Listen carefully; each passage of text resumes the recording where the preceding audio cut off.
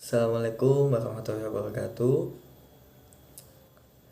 Bagaimana untuk akhir-akhir ini? Apakah semuanya sehat? Ya, saya berharap semuanya sehat selalu. Kalau ada yang ditinggalkan, semoga hatinya dikuatkan. Amin. Dan untuk yang belum menemukan, semoga segera menemukan ya. Alhamdulillah kita hari ini bisa menyambung kembali materi kita yang sudah lama tertunda. Hanya kita dapat bertemu kembali walaupun dengan daring. Semoga materi hari ini dapat berjalan dengan lancar dan semuanya bisa mengikuti dengan seksama. Bila nanti ada pertanyaan, silakan bertanya. Kalau tidak ada, nanti saya yang bertanya. Terima kasih. Kita lanjut ke berikutnya. Assalamualaikum warahmatullahi wabarakatuh. Hari ini kita akan belajar tentang pertolongan pertama. Teman-teman, pertolongan pertama itu apa sih kan? Kalian udah yang pernah diklat, yang di Nusa, terus yang diklat tahun kemarin, pastinya kan sudah mendapatkan materi ini. Jadi kita mengulang sedikit lah tentang pertolongan pertama. Jadi teman-teman, pertolongan pertama ialah pemberian pertolongan segera kepada penderita sakit atau korban kecelakaan yang membutuhkan medis dasar. Misalnya nih teman-teman jalan kaki terus tiba-tiba ada adik-adik kecil terjatuh kayak gitu. Nah teman-teman, apakah cuma melihatnya apa video kan biasanya sekarang di TikTok di video gitu ya. Nah itu yang tidak boleh. Kita sebagai pre-edukator harus menolong adik tersebut, minimal membersihkan lukanya kalau kita tidak membawa peralatan medis. Kalau kita bawa beta antiseptik atau jenisnya, ya nggak apa-apa, sekalian diobati. Hitung-hitung kita beramal. Teman-teman, hari ini kita akan belajar tentang penilaian korban. Penilaian korban ini ada dua. Yang pertama yaitu penilaian keadaan, yang kedua adalah penilaian dini. Yang pertama penilaian keadaan. Penilaian keadaan itu apa? Menilai, melihat situasi dan kondisi memungkinkan tidak kita untuk menolong korban. Misalnya nih teman-teman yang contoh seperti tadi, ada adiknya terjatuh. Terjatuhnya di mana? Di tengah jalan kampung. Kita juga nggak mungkin untuk mengobati lukanya si adik di tengah jalan kan enggak.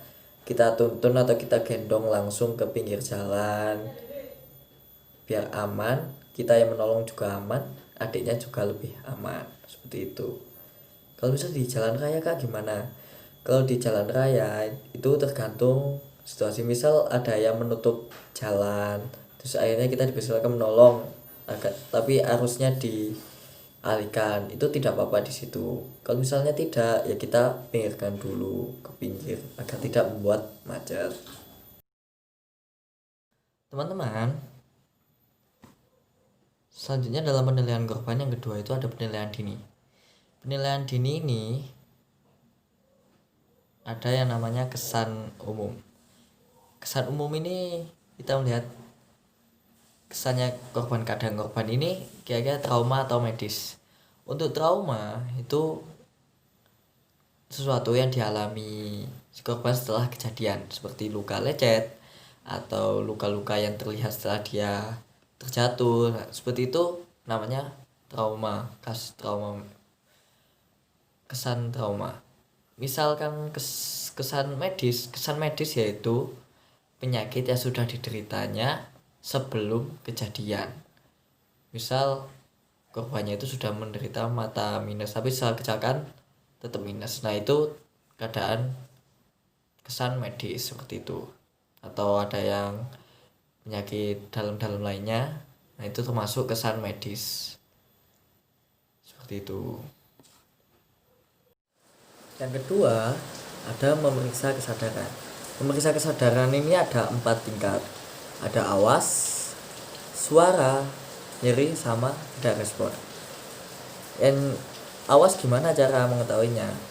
Jadi misalkan ini orang ini tidur ya, orangnya tidur. Maaf saya tidak punya boneka, jadi kita improve saja pakai bantal guling. Saya kan ini korban ya, tidak sadar. Nah kita awasnya itu di atas mukanya gini loh, awas gini.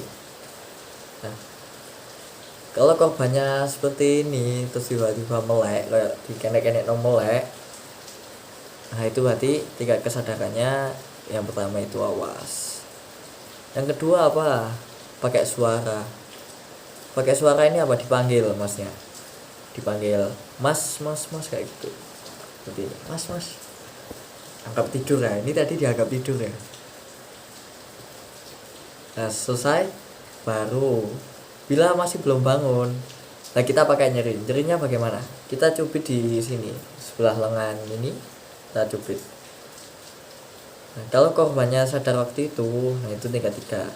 Kalau sudah seperti dicubit belum bereaksi, nah itu tingkat keempat atau tidak respon, seperti itu. Nah selanjutnya kita memastikan jalan nafas. Memastikan jalan nafas ini ada satu cara, beberapa cara, tapi saya memakai cara yang tekan dahi, angkat dagu. Jadi kita menekannya seperti ini, nah baru diangkat dagunya seperti ini. Nah, baru kita lihat kira-kira ada sumbatan atau tidak di jalan nafasnya. Nah kalau ada ya kita ambil, kalau tidak mungkin ya nggak usah. Selanjutnya teman-teman, kita melakukan penilaian pernafasan. Penilaian pernafasan ini kita bisa memakai cara LDR. Nah LDR ini yaitu lihat, dengar, rasakan. Melihat apa? Melihat di wajahnya, terus mendengar, terus merasakan nafasnya sambil mata kita melihat ke dadanya si korban. Ingat LDR itu lihat, dengar, rasakan, bukan LDR yang long distance itulah, seperti itu. Nah contohnya ada di gambar seperti itu. Tahap selanjutnya teman-teman, kita memeriksa denyut nadi.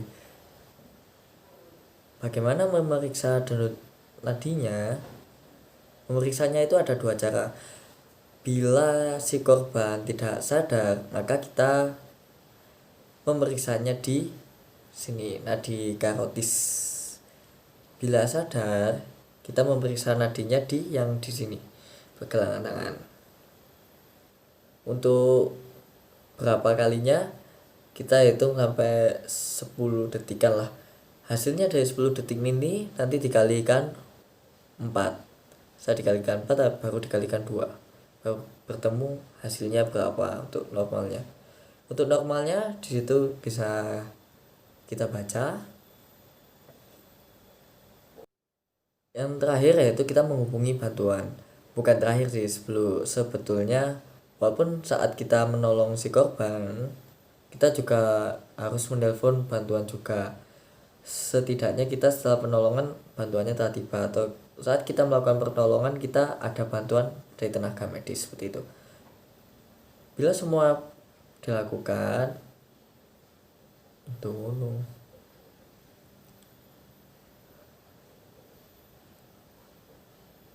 Nah itu kan dari cara kita untuk melihat keadaan si korban. Bila kita datang tapi kita tidak berani untuk melakukan apapun, jangan sungkan untuk meminta bantuan agar kita bisa melakukan penolongan, atau biarkan orang lain yang lebih bisa dari kita untuk menolong si korban.